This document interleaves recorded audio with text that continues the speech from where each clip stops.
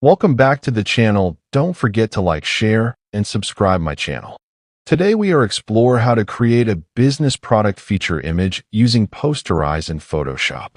I open Photoshop and select the Posterize adjustment layer because this product image needs a stylized professional look.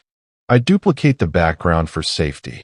I adjust the Posterize levels slowly while observing changes in color blocks and details. Business visuals demand calm precision and hierarchy. Some areas lose clarity, so I mask them carefully with a soft brush. I zoom in to refine edges and transitions. I choose colors strategically to emphasize the main product features for the business audience. I add text using the